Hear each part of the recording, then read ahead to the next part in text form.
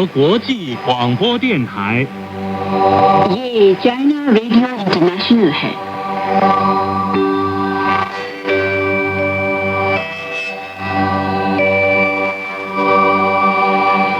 नमस्कार, ये China radio international है। श्रोता दोस्तों, अब हमारा हिंदी कार्यक्रम आरंभ होता है।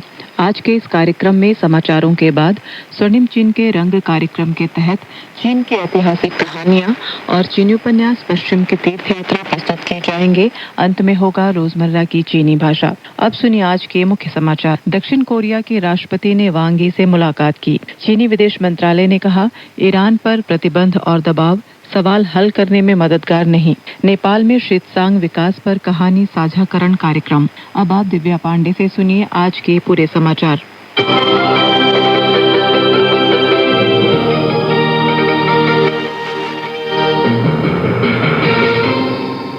दक्षिण कोरिया के राष्ट्रपति ली जे म्यूंग ने 20 अगस्त को सोल में चीनी कम्युनिस्ट पार्टी की केंद्रीय कमेटी के पोलित ब्यूरो के सदस्य और विदेश मंत्री वांग यी से मुलाकात की। ली जे म्यूंग ने खुशी जताई कि चीन और दक्षिण कोरिया संबंध का तेजी से सुधार और विकास हो रहा है। उन्होंने कहा कि द्विपक्षीय आर्थिक व व्यापारिक सहयोग में वृद्धि का मजबूत रुझान है। चीन के प्रति दक्षिण कोरियाई जनता की समझ निरंतर सुधर रही है और चीन के साथ सर्वांगीण सहयोग प्रगाढ़ बनाने की बड़ी उम्मीद है। ली ने बताया कि वर्तमान अंतर्राष्ट्रीय परिस्थिति में दोनों देशों का रणनीतिक सहयोग मजबूत बनाना दोनों देशों के मूल हितों के अनुकूल है और क्षेत्रीय शांति व स्थिरता के लिए भी महत्वपूर्ण है।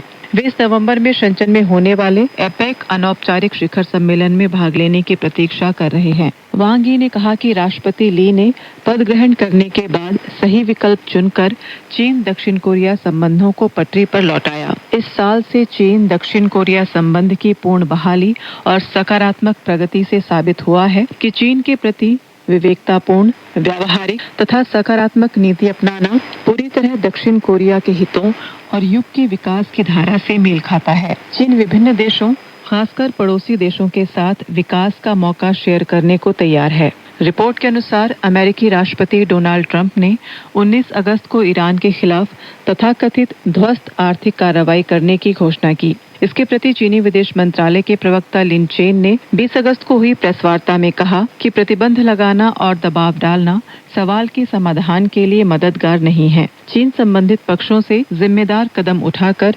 राजनीतिक और कूटनीतिक तरीके से सवाल का समाधान करने की अपील करता है। 20 अगस्त को चीनी विदेश मंत्रालय द्वारा आयोजित नियमित संवाददाता सम्मेलन में रिपोर्टर ने सवाल पूछा कि हाल ही में हार्वर्ड विश्वविद्यालय के प्रोफेसर और अमेरिकन एंटरप्राइज इंस्टीट्यूट के अर्थशास्त्री ने तथाकथित चीन शॉक और चीन स्क्वीज सिद्धांतों का खंडन करते हुए लेख लिखा। इस पर चीनी प्रवक्ता ने कहा कि हमने देखा है कि अंतर्राष्ट्रीय स्तर पर कई दूरदर्शी व्यक्तियों ने इसी तरह के विचार व्यक्त किए हैं।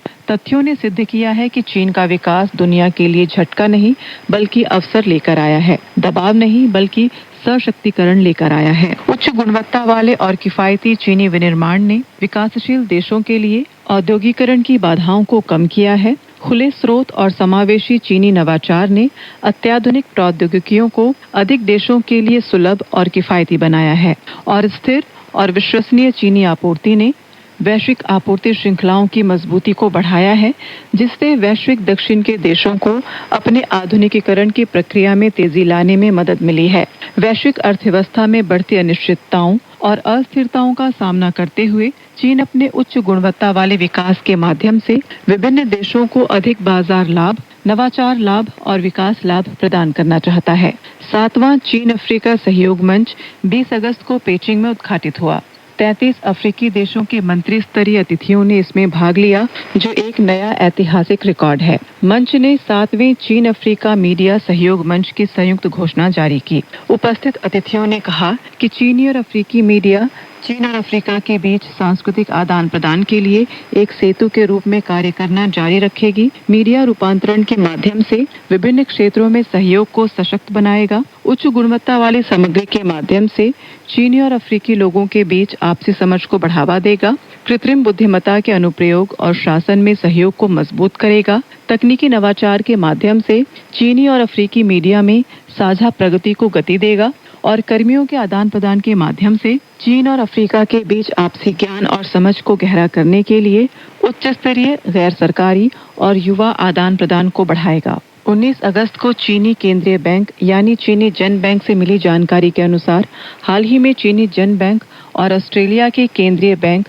यानी ऑस्ट्रेलिया रिजर्व बैंक ने अपने द्विपक्षीय मुद्रा अदला बदली समझौते का नवीनीकरण किया है। बताया गया है कि इस समझौते का आकार पहले के 200 अरब आरएमबी और 41 अरब ऑस्ट्रेलियाई डॉलर से बढ़ाकर 220 अरब आरएमबी और 46 अरब ऑस्ट्रेलियाई डॉलर कर दिया गया है। यह समझौता 5 साल के लिए वैध रहेगा और दोनों पक्षों की सहमति से इसे आगे बढ़ाया जा सकता है। चीन के राष्ट्रीय आव्रजन प्रशासन द्वारा 20 अगस्त को जारी रिपोर्ट के अनुसार किर्गिस्तान और वियतनाम के नागरिक चीन की यात्रा के दौरान 240 घंटे की वीजा मुक्त पारगमन नीति और हाइनान प्रांत के लिए 30 दिन की वीजा मुक्त प्रवेश नीति के पात्र होंगे। इसके साथ ही 240 घंटे की वीजा मुक्त पारगमन नीति के पात्र देशों की कुल संख्या 57 हो गई है और हाइनान प्रांत के लिए 30 दिन की वीजा मुक्त प्रवेश नीति के पात्र देशों की संख्या 61 हो गई है। राष्ट्रीय आव्रजन प्रशासन के संबंधित अधिकारी ने परिचय देते हुए कहा कि किर्गिस्तान और वियतनाम के नागरिकों के लिए 2 वीजा मुक्त नीतियों को लागू करना आसपास के क्षेत्र में उच्च स्तरीय खुलेपन को निरंतर बढ़ावा देने और साझा भविष्य समुदाय के निर्माण की दिशा में एक व्यावहारिक कदम है। यह दोनों पक्षों के बीच आपसी विश्वास और सहयोग को और बढ़ावा देने तथा पर्यटन, व्यापार और निवेश को अधिक सुविधाजनक और कुशल बनाने में सहायक है। शीतसांग परिदृश्य नया युग नया विकास कहानी साझाकरण कार्यक्रम बुधवार को नेपाल की राजधानी काठमांडू में आयोजित किया गया। कार्यक्रम में चीनी जन राजनीतिक सलाहकार सम्मेलन के वरिष्ठ सदस्य और मानवाधिकार अनुसंधान सोसाइटी के उपाध्यक्ष च्याङ च्यानको, नेपाल के राष्ट्रीय मानवाधिकार आयोग के अध्यक्ष तप बहादुर मगल, नेपाल में चीनी राजदूत चांग माओमिंग तथा चीन और नेपाल के विभिन्न क्षेत्रों से जुड़े 300 से अधिक लोग शामिल हुए। कार्यक्रम को संबोधित करते हुए च्याङ च्यानको ने कहा कि इस वर्ष शीतसांग स्वायत्त प्रदेश की शांतिपूर्ण मुक्ति की 75वीं वर्षगांठ है। पिछले 75 वर्षों में चीनी कम्युनिस्ट पार्टी और चीनी सरकार ने शीतसांग में जीवन और विकास के अधिकार को मौलिक मानवाधिकार के रूप में प्राथमिकता दी है। साथ ही मानव के स्वतंत्र और व्यापक विकास को सर्वोच्च मूल्य माना गया है। उनके अनुसार शीतसांग में हुए बदलाव नए युग में चीन के मानवाधिकार कार्यों की एक महत्वपूर्ण अभिव्यक्ति है। वहीं तप बहादुर मगर ने मानवाधिकारों को बढ़ावा देने और उनकी रक्षा के लिए चीन के प्रयासों की सराहना की। उन्होंने कहा कि चीन के मानवाधिकार संस्थानों के साथ सहयोग और आदान प्रदान मानवाधिकारों की रक्षा के लिए महत्वपूर्ण है। उन्होंने ये भी कहा कि नेपाल का राष्ट्रीय मानवाधिकार आयोग इस क्षेत्र में सहयोग और संवाद को बढ़ाने के लिए प्रतिबद्ध है। इसी क्रम में चीनी राजदूत चांग माओमिंग ने कहा कि जीवंत शीतसांग, खुला शीतसांग, सुंदर शीतसांग और हरित शीतसांग की विकास अवधारणा अंतर हिमालयी सहयोग को गहरा करने के लिए उपयोगी संदर्भ प्रदान करती है। उन्होंने कहा कि शीतसांग के विकास के अनुभव नेपाल के लिए भी महत्वपूर्ण है। चीन नेपाल के साथ मिलकर विकास के अवसरों को सहयोग के नए अवसरों में बदलना चाहता है। संयुक्त राष्ट्र सुरक्षा परिषद में कार्य पद्धति पर खुली बहस के दौरान चीन के स्थायी प्रतिनिधि फुत्सोंग ने बुधवार को कहा कि एकजुटता और सहयोग ही सुरक्षा परिषद की सबसे महत्वपूर्ण कार्य पद्धति होनी चाहिए। फुत्सोंग ने कहा कि सुरक्षा परिषद की कार्य पद्धति केवल एक तकनीकी मुद्दा नहीं है। इसे अंतर्राष्ट्रीय शांति और सुरक्षा के व्यापक हितों को ध्यान में रखते हुए लगातार बेहतर और प्रभावी बनाया जाना चाहिए। उन्होंने कहा कि परिषद के सभी सदस्यों को एक दूसरे का सम्मान करना चाहिए, पूरी तरह से विचार विमर्श करना चाहिए, मतभेदों का उचित तरीके से समाधान करना चाहिए और आम सहमति बनाने के लिए हर संभव प्रयास करना चाहिए। उन्होंने आगे कहा कि सुरक्षा परिषद को संयुक्त राष्ट्र चार्टर के अध्याय 6 की भावना का पालन करना चाहिए। इसके तहत संवाद और वार्ता के लिए अनुकूल माहौल तैयार किया जाना चाहिए, क्षेत्रीय देशों और संगठनों की मध्यस्थता का समर्थन किया जाना चाहिए तथा विवादों के शांतिपूर्ण समाधान के लिए हर संभव प्रयास किया जाना चाहिए। ईरान के साथ वार्ता गतिरोध में पड़ने के कारण अमेरिकी राष्ट्रपति डोनाल्ड ट्रंप ने 19 अगस्त को ईरान के खिलाफ ध्वस्त आर्थिक कार्रवाई करने की घोषणा की।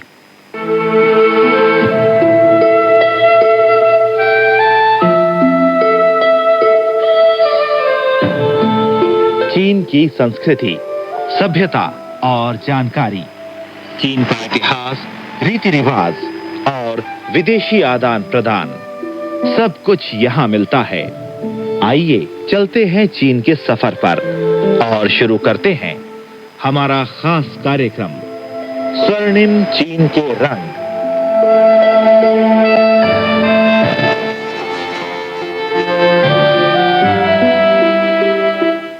नमस्कार श्रोता मित्रों, मैं पंकज श्रीवास्तव आपके सामने एक बार फिर हाजिर हूं। इस कार्यक्रम में हम आपको सुनवाएंगे चीन की ऐतिहासिक कहानियों के कुछ अंश।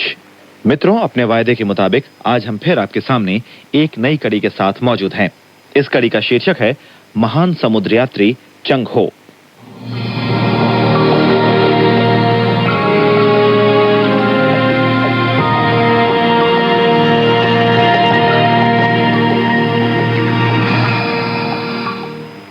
आप विश्व का मानचित्र खोलकर इंडोनेशिया के दक्षिण में स्थित तंग और लंबा जावा द्वीप देख पाते हैं। जावा द्वीप के उत्तरी तट पर सान पाओ लुंग यानी समारांग नामक नगर बसा है। उसका ये नाम कैसे पड़ा था?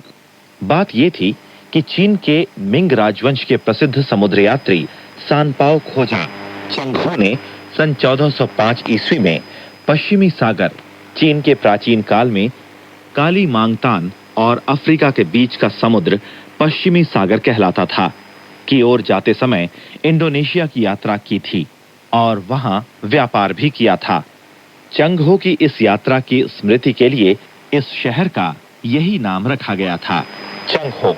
1371 से 1435 ईस्वी तक मिंग राजवंश के प्रारंभिक काल में युन्नान के खुनयांग, वर्तमान युन्नान प्रांत की फूनिंग काउंटी के निवासी थे और वेई जाति के थे। पहले उनके परिवार का नाम मा था। उनके दादा और पिता ने मक्का की तीर्थ यात्रा की थी। उन दोनों ने अपनी तीर्थ यात्रा के दौरान देखी सुनी बातें चंग हो को सुनाई थीं। इसलिए बचपन से ही चंग हो ने पश्चिमी सागर के लोगों के रहन सहन और रीति रिवाजों की थोड़ी बहुत जानकारी प्राप्त कर ली थी। लगभग 11 वर्ष की उम्र में चंग हो सम्राट के दरबार में आकर खोजा बन गया। कुछ दिनों बाद ही उसे येन राजा चू ती की सेवा करने के लिए पेइफिंग, वर्तमान पेइचिंग भेजा गया। जब चू ती पेइफिंग से सेना लेकर राजगद्दी छीनने के लिए नानचिंग, तत्कालीन मिंग राजवंश की राजधानी की ओर बढ़ा, तब चंग हो ने भी लड़ाई में योगदान किया था। इसलिए बख्शीश के रूप में उनके परिवार को चंग नाम प्रदान किया गया और वे शाही मामलात विभाग के प्रमुख बन गए। चंग हो पहले इस्लाम धर्म को मानते थे, बाद में वे बौद्ध धर्म के अनुयायी बन गए। बौद्ध धर्म में बुद्ध, बौद्ध सूत्र और भिक्षु भिक्षुणियों को सानपाओ यानी 3 बहुमूल्य चीजें माना जाता है, इसलिए उन्हें सानपाओ खोजा भी कहा जाता था। सन 1405 ईस्वी में सम्राट चूती के निर्देश के अनुसार चंग हो फौरन समुद्र यात्रा की तैयारी में जुट गए। उन्होंने नानचिंग, च्यांगसू, चेचियांग, फुचियन, च्यांगशी, हुनान, हुपेई, क्वांगतुंग और क्वांगशी आदि क्षेत्रों में नाना प्रकार के जहाज बनवाने के लिए अपने आदमियों को भेजा। जहाजों में 150 मीटर लंबे, 60 मीटर चौड़े और 1000 टन भार वाहन की क्षमता वाले रत्न जहाज, घोड़े ढोने वाले जहाज, अनाज लादने वाले जहाज, सैनिक बैठने वाले जहाज और लड़ाकू जहाज आदि शामिल थे। इसके अलावा उन्होंने हर जगह से बड़ी संख्या में समुद्र यात्रा के अनुभवी व्यक्तियों को इकट्ठा भी कर लिया, जिनमें खगोलवेत्ता, कुतुबनुमा की देखभाल करने वाले विशेषज्ञ, विदेशी नाविक, कर्णधार, लंगर डालने वाले व्यक्ति, दुभाषी, कूटनीतिज्ञ, नाविकों के प्रबंधक, हथियारों की मरम्मत करने वाले उस्ताद, लोहार, बढ़ई, डॉक्टर, मुनीम, रसोइये आदि अलग अलग पेशे के लोग थे। इस तरह एक बड़ा समुद्री बेड़ा संगठित हो गया।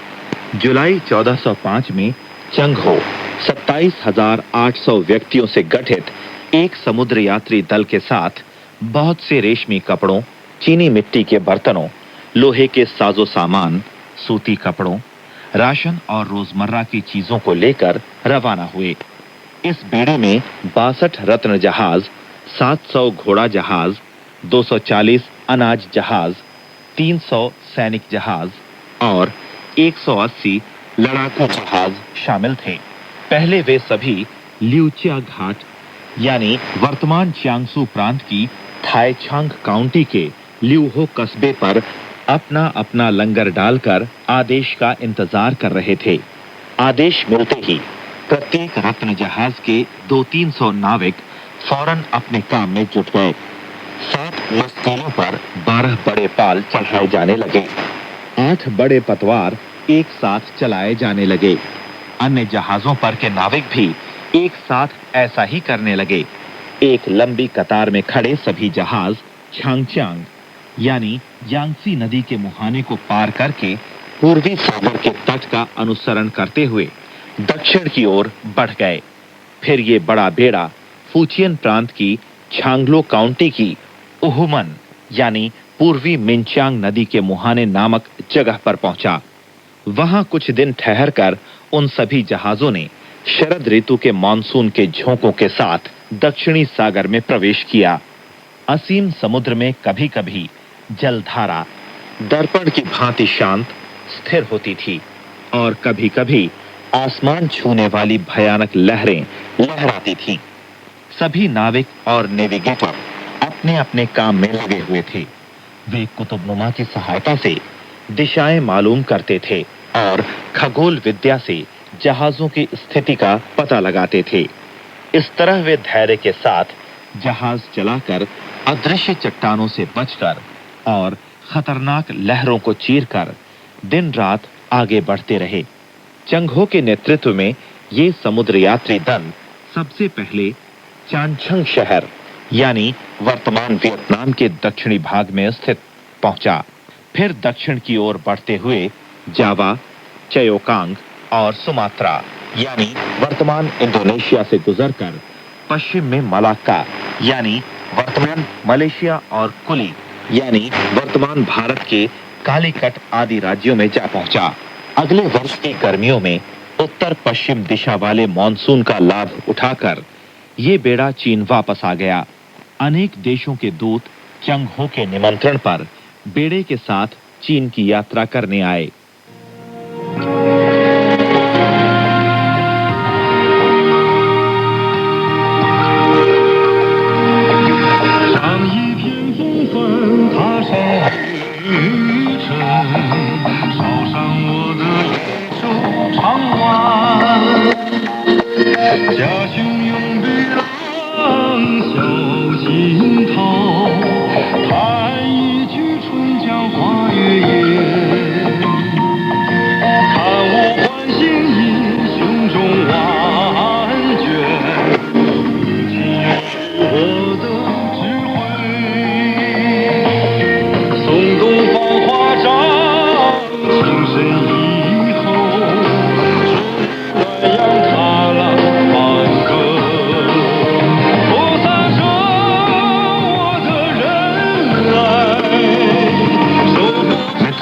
अभी आप सुन रहे हैं चीनी गायक हान लेई द्वारा गाया गया जमीन आसमान पर है मेरा प्यार नाम का गीत, जो कार्टून टीवी कार्यक्रम चंगहो की समुद्री यात्रा का थीम गीत है।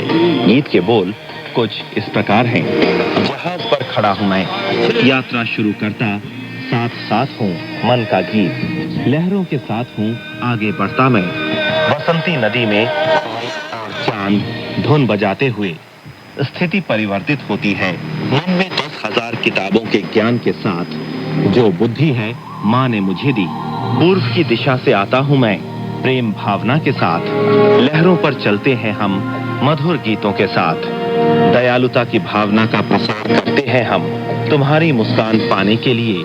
तैरते बादल के साथ है मेरा दिल, कविता आती है मन में, जमीन आसमान पर है हमारा प्यार। 像一片风帆，踏上旅程，烧上我的宇宙长湾。家乡有浪惊涛，弹一曲春江花月夜，看我盼星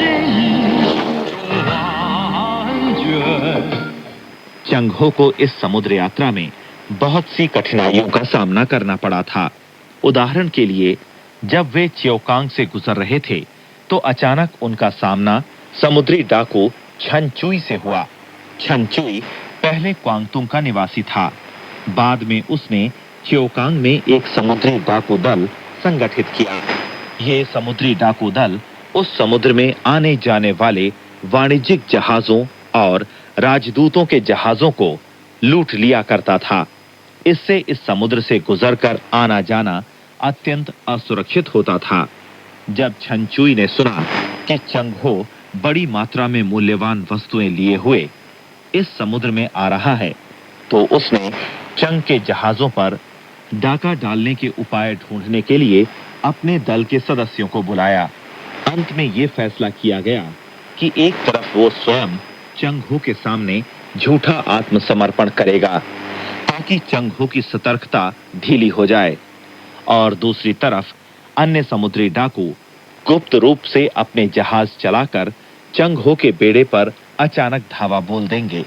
लेकिन वहां के शी चिनचिंग नामक प्रवासी चीनी ने समय से पहले ही छन चुई के इस गुप्त षड्यंत्र का पता लगा लिया और ये खबर चंग हो को बता दी।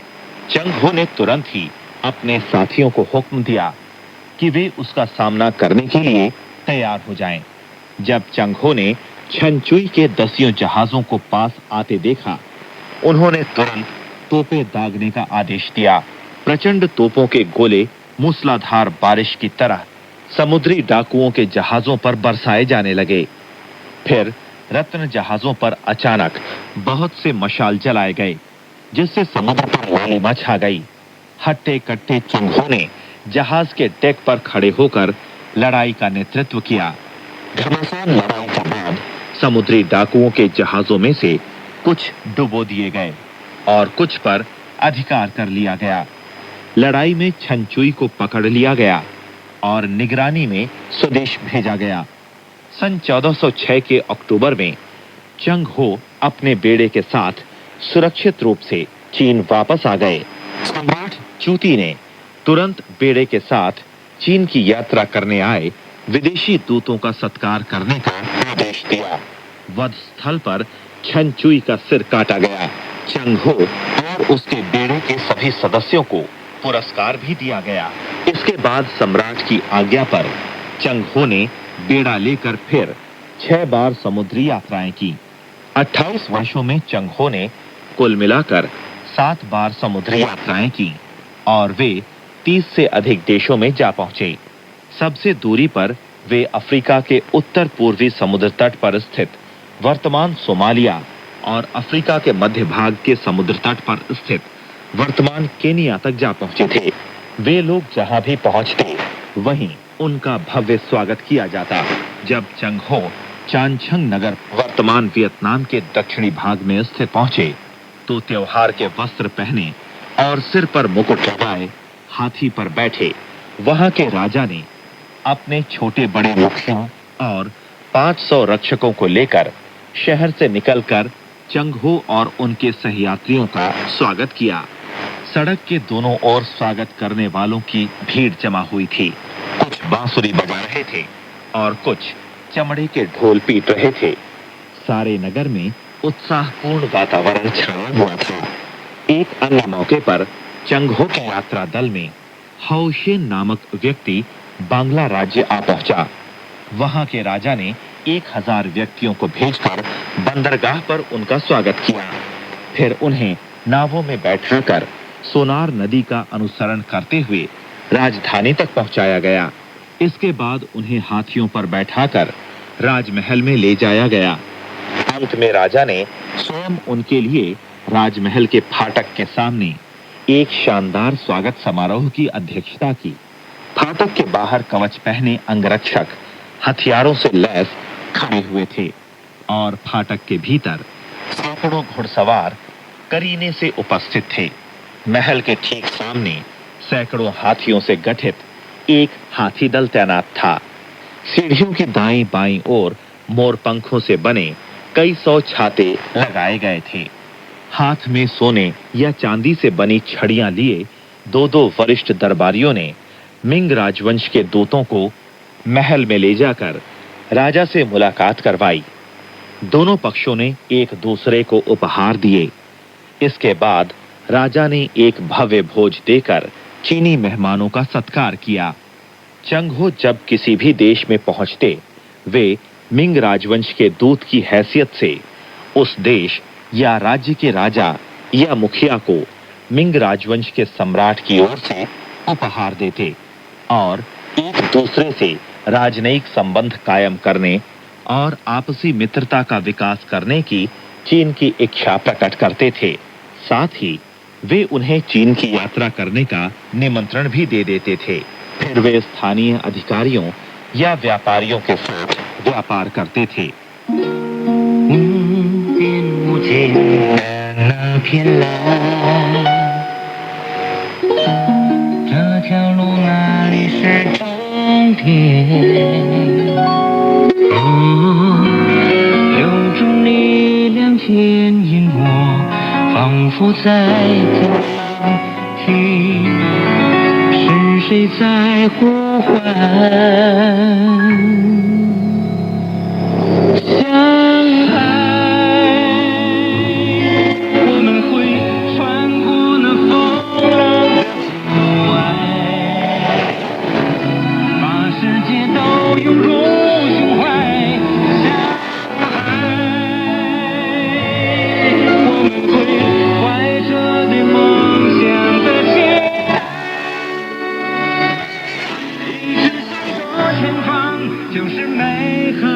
अभी आप सुन रहे हैं मशहूर चीनी गायक लियू हुआन द्वारा गाया गया समुद्र की ओर नाम का गीत, जो फिल्म चंग हो 1405 अद्भुत समुद्री यात्रा का थीम गीत है।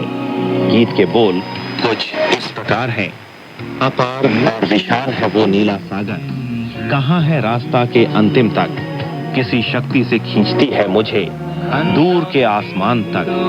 सुनो कौन पुकार रहा है मुझे समुद्र की ओर, लहरों की बाधाओं को दूर कर दुनिया को ले लेते हैं हमारी गोद में। समुद्र की ओर स्वप्न के साथ हैं, हम बढ़ते हैं आगे की ओर। हमारा इंतजार करता है सुनहरा भविष्य। जहाज पर खड़ा हूं मैं दूर की ओर देखता, समय है लंबा लेकिन कम है जिंदगी। पानी, खून और पसीने से बना है हमारा घर समुद्र की ओर।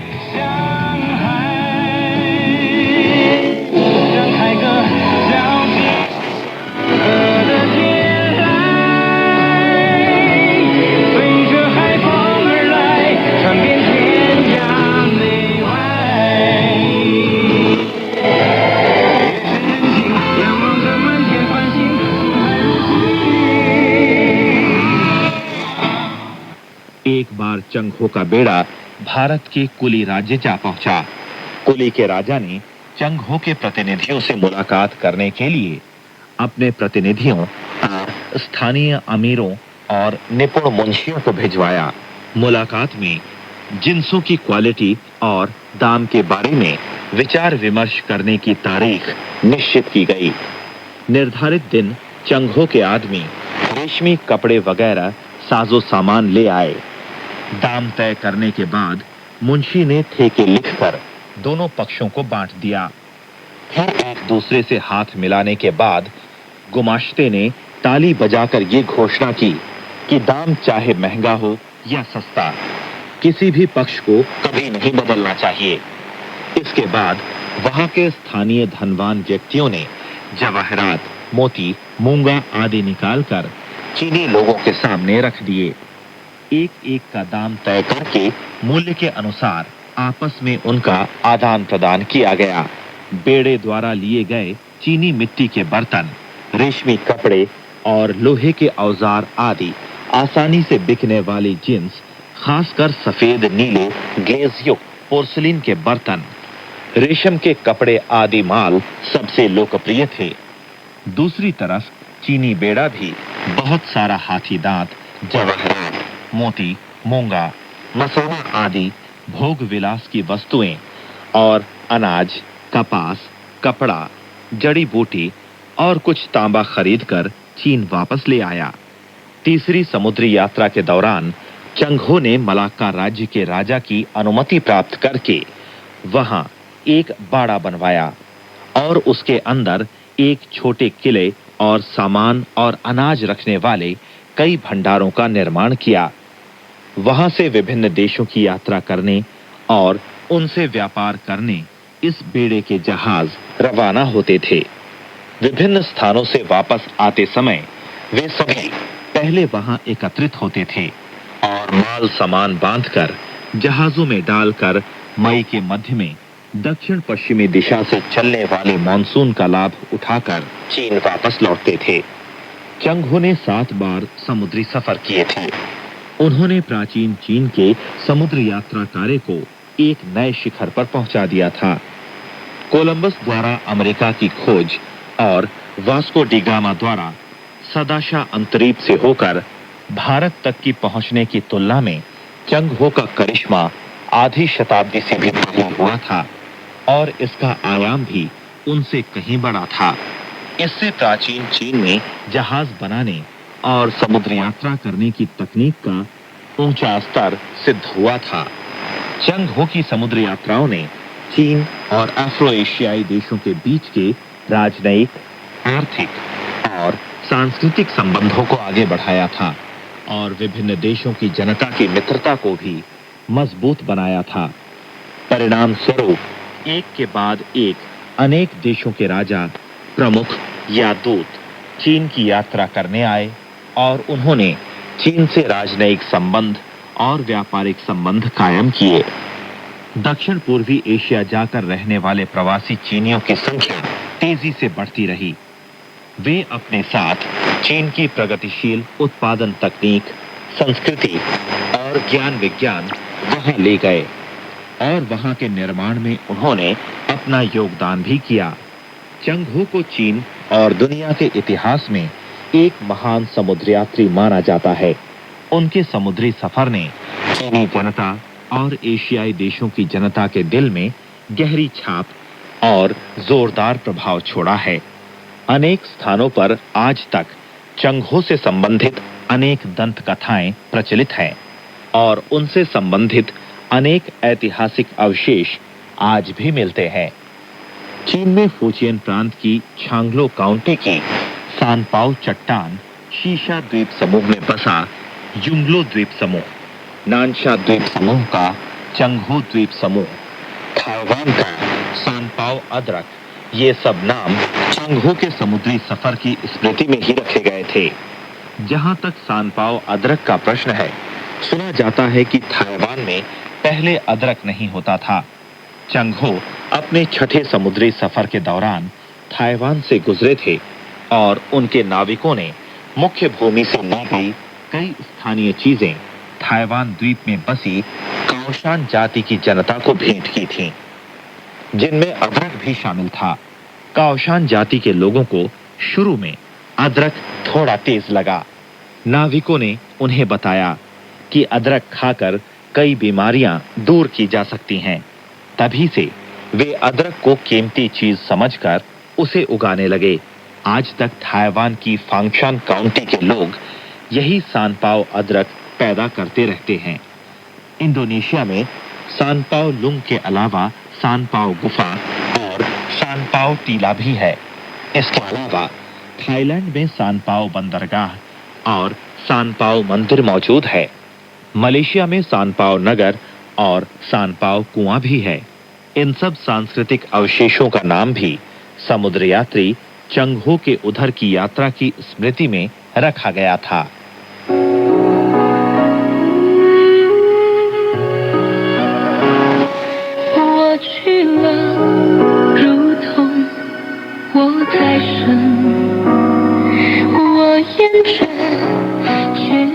तो श्रोता मित्रों, ये था महान समुद्र यात्री चंग हो।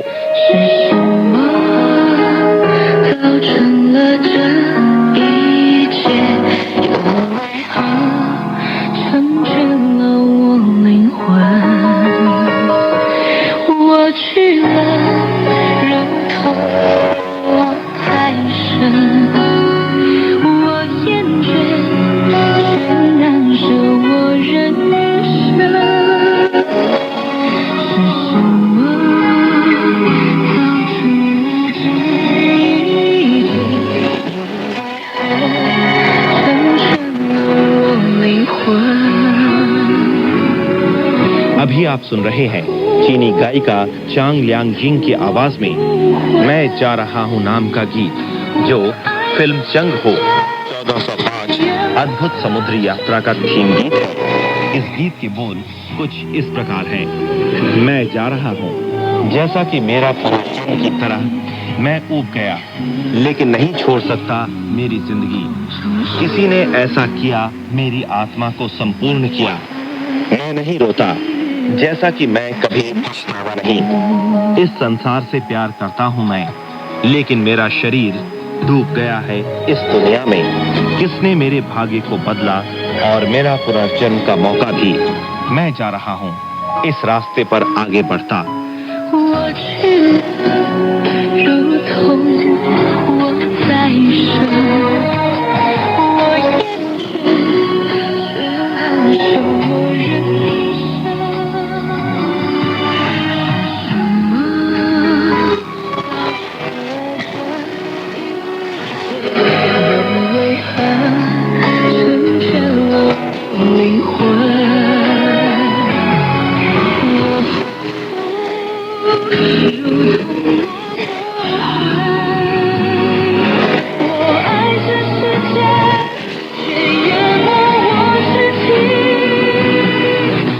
तो श्रोता मित्रों, अगली बार हम फिर एक नई कड़ी के साथ आपके सामने उपस्थित होंगे।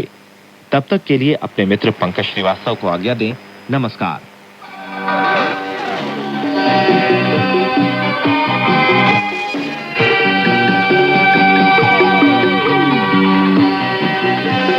यह चाइना रेडियो इंटरनेशनल है। अब शुरू होता है पश्चिम की तीर्थ यात्रा महासागर का समय।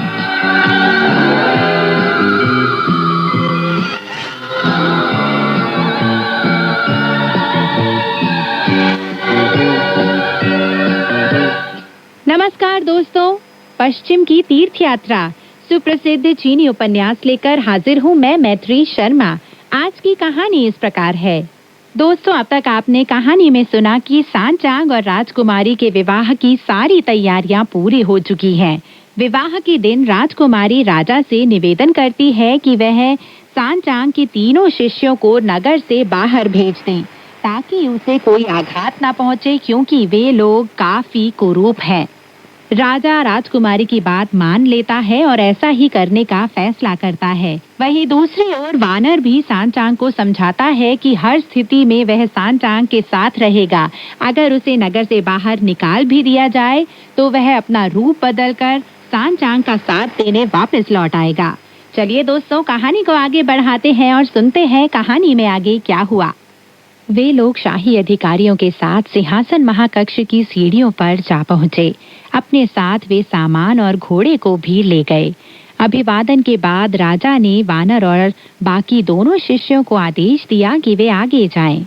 वह बोला, अपना पार पत्र हमें दे दीजिए। हम इस पर मोहर लगाकर और हस्ताक्षर करके आपको लौटा देंगे। आप तीनों महानुभावों को यात्रा के लिए पर्याप्त धन दिया जाएगा और गद्रकोट पर्वत में भगवान बुद्ध के दर्शन के लिए मार्ग में सुरक्षा भी दी जाएगी। अगर आप लोग धर्मसूत्रों के साथ लौटेंगे तो आपको पुरस्कृत भी किया जाएगा। अपने दामाद को हम यहीं रोक रहे हैं, उनके बारे में आप किसी तरह की चिंता ना करें। वानर ने राजा को धन्यवाद दिया और फिर भिक्षु ऋतात्मा से पारपत्र राजा को देने का अनुरोध किया। राजा ने उसे पढ़ा, उस पर मोहर लगाई और हस्ताक्षर किए और 10 सोने की सिल्लियां और 20 चांदी की सिल्लियां निकालकर उन्हें उपहार के रूप में देने लगा। शुकर ने, जो हमेशा धन और भोग विलास में विशेष रुचि रखता था, आगे बढ़कर उपहार स्वीकार कर लिया। तब वानर ने बड़े सम्मान के साथ कहा, राजन, हमने आपको बहुत कष्ट दिया है। जब वानर वहां से विदा होने के लिए मुड़ा तो सांचांग उठ खड़ा हुआ और उसे पकड़कर दांत भींचते हुए बोला, तुम सब मुझे छोड़कर जा रहे हो? वानर ने सांचांग की हथेली पर चिकोटी काटते हुए अर्थपूर्ण नजर से उसकी ओर देखा और कहा, तनाव छोड़िए गुरुदेव और यहाँ मौज कीजिए। हम लोग धर्मसूत्रों को लेने जा रहे हैं। लौटती बार हम आपसे जरूर मिलेंगे। श्रद्धेय धर्माध्यक्ष यह नहीं समझ पाया कि उसकी बात पर विश्वास किया जाए या नहीं, इसलिए उसने वानर को नहीं जाने दिया। जब अधिकारियों ने यह सब देखा तो उन्होंने इसे एक सच्ची विदाई समझा। कुछ देर बाद राजा ने अपने दामाद को फिर से सिंहासन महाकक्ष के अंदर बुला लिया और अधिकारियों को आदेश दिया कि वे तीनों महानुभावों को सुरक्षित ढंग से नगर के बाहर पहुंचा दें। सांजांग को मजबूर होकर वानर को विदा करना पड़ा और सिंहासन महाकक्ष में लौटना पड़ा। जब वानर और उसके दोनों साथी राजमहल के दरवाजे से बाहर निकले तो उन्होंने अधिकारियों से विदाई ले ली। शूकर ने पूछा, क्या हम यहाँ से सचमुच जा रहे हैं? वानर कुछ नहीं बोला और सीधा अतिथि मिलन आवास में लौट गया। वहाँ अधीक्षक ने उनकी अगवानी की और उनके चाय पानी और भोजन का इंतजाम किया। वानर ने शूकर और भिक्षु रेतात्मा से कहा, तुम दोनों यहीं ठहरो और चुप रहो, कुछ ना कहना। अगर आवास अधीक्षक यह पूछे कि यहाँ क्या हो रहा है तो इधर उधर के जवाब दे देना, मुझसे कुछ ना कहना। मैं गुरुदेव की हिफाजत करने के लिए जा रहा हूँ। तब महान मनीषी ने अपना एक बाल खींचा, उस पर जादुई फूंक मारी और बदलो का आदेश देकर उसे अपने जैसा ही एक नकली वानर बना दिया। नकली वानर को शूकर और भिक्षु रेतात्मा के साथ आवास में छोड़कर असली वानर पल भर में छलांग लगाकर आकाश के बीचों बीच पहुंच गया, जहां उसने एक मधुमक्खी का रूप धर लिया। वह सचमुच एक बहुत प्यारी मधुमक्खी थी। पीले पंख, मीठा मुख, नुकीली दुम, नाचती फिरती पवन में झूम झूम, चुराती कलियों की गंध बन चतुर चोर, विचरती बेद वृक्षों पुष्प वाटिकाओं के बीच, पीकर मुसीबतों के अनेक कड़वे घोट, भटकती फिरती इधर उधर व्यर्थ, रचती गाढ़ा मधु, जानती न स्वाद उसका किंतु, ख्याति पीछे छोड़ने के सिवा कर ही क्या सकती।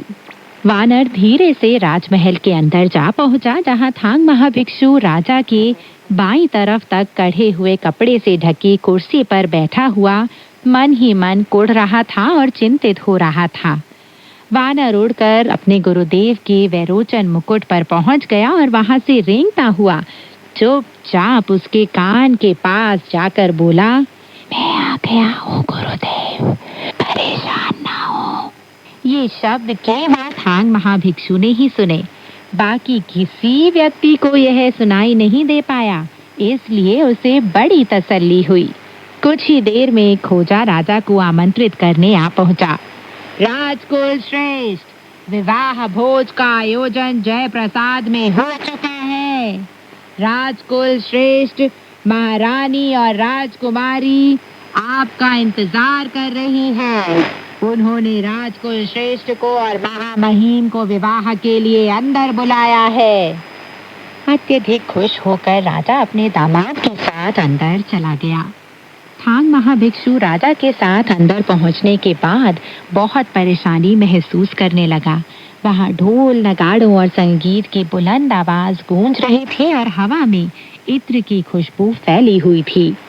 सांजांग ने अपना सिर झुकाया हुआ था, उसे ऊपर देखने की हिम्मत नहीं हो रही थी। वानर मन ही मन बहुत खुश होकर उसके वैरोचन मुकुट पर जा बैठा, जहां से उसने तिलिस्मी रोशनी बिखेर कर अपनी तेजस्वी आंखों और सुनहरी पुतलियों के द्वारा चारों तरफ देखा। वहां दरबारी महिलाओं की 2 पंक्तियां मौजूद थीं। सारा नजारा पुष्प वाटिका से भी ज्यादा आकर्षक लग रहा था। यह देखकर कि गुरुदेव पर उनका कोई असर नहीं हुआ, वानर ने उसकी सराहना करते हुए कहा, वाह, कितने श्रेष्ठ भिक्षु हैं आप गुरुदेव। तड़क भड़क के बीच रहते हुए भी अनासक्त रहता उनका हृदय, वैभव के बीच से गुजरते हुए भी भ्रांति मुक्त रहता उनका मन। कुछ देर बाद राजकुमारी जयप्रसाद से बाहर निकली। उसके साथ महारानियां और रानियां भी थीं। राजकुमारी ने राजा का अभिवादन करते हुए हर्ष ध्वनि की, महाराज की जय हो, महाराज की जय हो। यह देखकर श्रद्धेय धर्माध्यक्ष इतना ज्यादा घबरा गया कि वह थर थर कांपने लगा। अब तक वानर राजकुमारी के सिर के ठीक ऊपर राक्षसी प्रभा मंडल की हल्की सी छवि देख चुका था, जो बहुत ज्यादा अनिष्टकारी नहीं थी। वह फुर्ती से रेंगता हुआ सांचांग के कान के पास जा पहुंचा और बोला, गुरुदेव, यह राजकुमारी नकली है। श्रद्धेय धर्माध्यक्ष ने जवाब दिया, अगर यह नकली है तो हमें इसे अपने असली रूप में कैसे लाना होगा? वानर ने कहा, मैं तिलिस्मी रूप धारण करके इसे यहीं पकड़ लूंगा। सांचांग बोला, इससे राजकुल श्रेष्ठ बहुत डर जाएंगे। जब तक राजा और उसकी महारानियां यहाँ से चली नहीं जाएंगी, तब तक इंतजार करो और अपनी तिलिस्मी शक्ति का इस्तेमाल मत करो। पर वानर तो स्वभाव से ही उतावला था, इसलिए वह अपने आप को रोक नहीं पाया। जोर से दहाड़ता हुआ वह अपने असली रूप में लौट आया और तेजी से राजकुमारी पर झपट पड़ा। उसने फटकार लगाते हुए कहा, तुम एक अव्वल दर्जे की दुष्ट दैत्यांगना हो। अपना रूप बदलकर तुम काफी ऐश उड़ा चुकी हो, पर अब तुम्हारा मन नहीं भरा। तुमने मेरे गुरुदेव को अपने जाल में फंसाने और उनके अखंड ब्रह्मचर्य को नष्ट करने की कोशिश की है। यह देखकर राजा स्तब्ध रह गया और महारानियों और रानियों में भगदड़ मच गई। सभी प्रासाद सुंदरियां अपनी जान बचाकर भाग खड़ी हुई।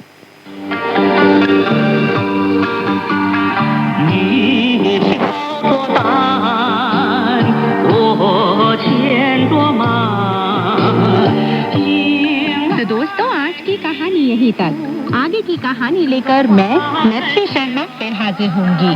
तब तक के लिए नमस्कार, बाय बाय।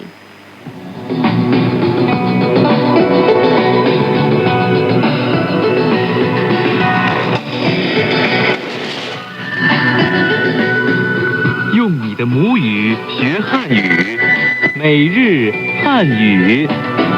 मातृभाषा में चीनी सीखें रोजमर्रा की चीनी भाषा। 用你的母语学汉语，每日汉语。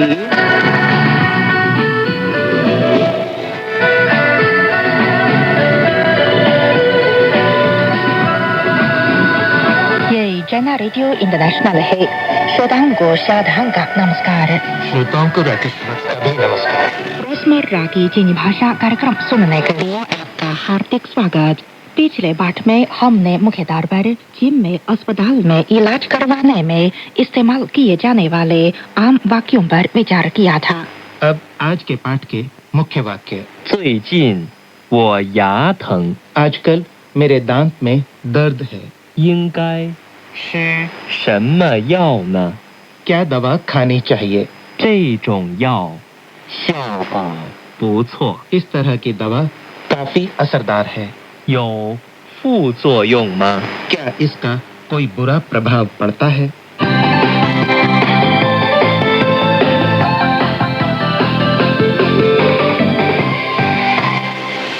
शाओचांग जी, मुझे कुछ तकलीफ है। आजकल मेरे दांत में दर्द है। इसे चीनी में कैसे कहेंगे?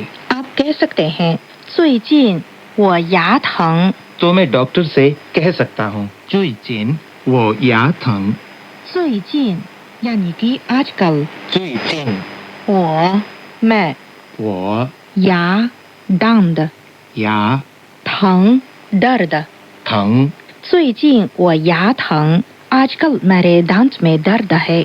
最近我牙疼。 आए अब सुने आज के पाठ की पहली बातचीत। 最近我牙疼， 什么时候开始的？ 前天 最近 आजकल 最近 我牙疼 मेरे दांत में दर्द है।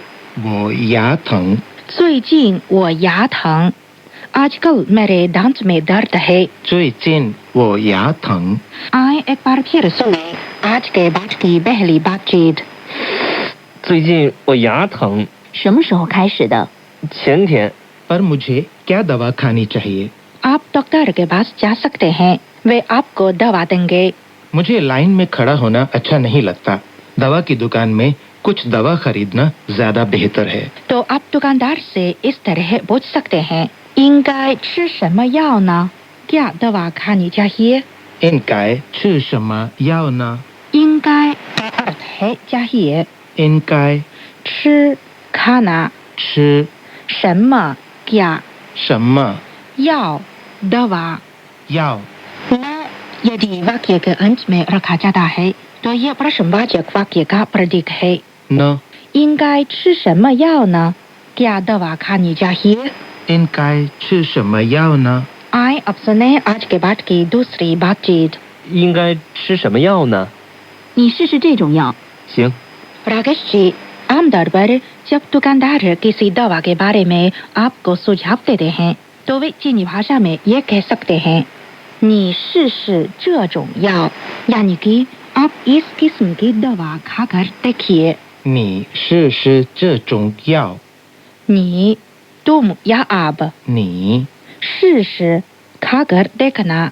试试 चीनी भाषा में कुछ क्रिया शब्दों का 2 बार प्रयोग किया जाता है, जैसे 试试 खान खान और 你试试这种药। मेरे विचार में कभी कभी हिंदी में भी क्रिया शब्दों का इसी तरह 2 बार प्रयोग किया जाता है, जैसे जाते जाते, सोते सोते आदि। ठीक है, 这种药 इस तरह की दवा, 这种药试试这种药。试试这种药 आप इस तरह की दवा खाकर देखिए। आए एक बार फिर सुने आज की दूसरी बातचीत।应该吃什么药呢？你试试这种药。行， राकेश जी, कभी कभार वे आपको उत्साह के साथ बताते हैं कि इस किस्म की दवा काफी असरदार है। ये स्वाभाविक बात है। चीनी भाषा में इस वाक्य को कैसे कहेंगे? 这种药效果不错。这种药效果不错。这种 इस किस्म की या तरह की, 这种 药 दवा, 药 效果 असरदार, 效果不错 बुरी नहीं यानी कि अच्छी। 不错。这种药效果不错。这种药效果不错。इस तरह की दवा काफी असरदार है। आए अब सुने आज के बाद की तीसरी बातचीत। 这种药效果不错。知道了。有副作用吗？没什么副作用。这种药 इस किस्म की दवा 这种药效果不错 काफी असरदार।效果不错。这种药效果不错 इस तरह की दवा काफी असरदार है। 这种药效果不错。 आए सुने एक बार फिर आज के बाद की तीसरी बातचीत। 这种药效果不错。知道了。有副作用吗？没什么副作用。अच्छा, अब हम आज के बाद की सारी बातचीत सुने। बातचीत 1। 最近我牙疼，什么时候开始的？前天。 बातचीत 2。应该吃什么药呢？你试试这种药。行， बातचीत 3。这种药效果不错。知道了。有副作用吗？没什么副作用。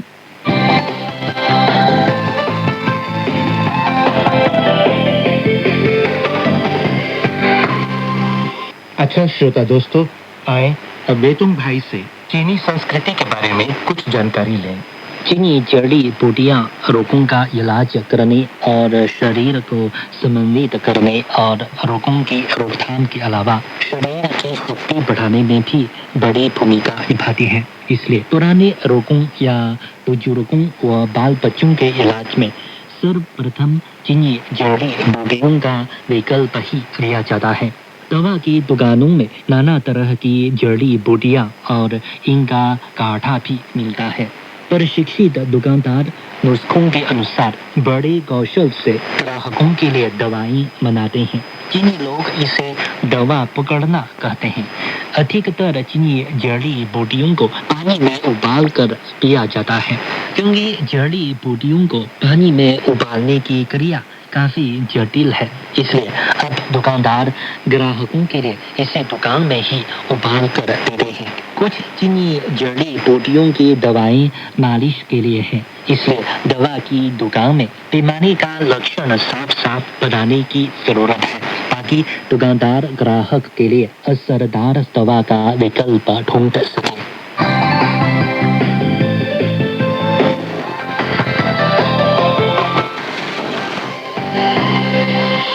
दोस्तों, आज का पाठ यहीं तक। अब राकेश वत्स और साधांग को आज्ञा दें। नमस्कार। नमस्कार।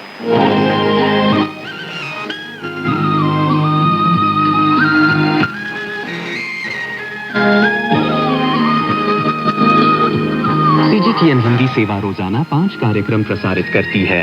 हमारा पहला कार्यक्रम भारतीय समय के अनुसार सुबह 8:30 से 9:30 बजे तक, दूसरा कार्यक्रम संध्या के 6:30 से 7:30 बजे तक, तीसरा कार्यक्रम रात के 8:30 से 9:30 बजे तक, चौथा कार्यक्रम रात के 9:30 से 10:30 बजे तक और पांचवा कार्यक्रम रात के 10:30 से 11:30 बजे तक प्रसारित होता है।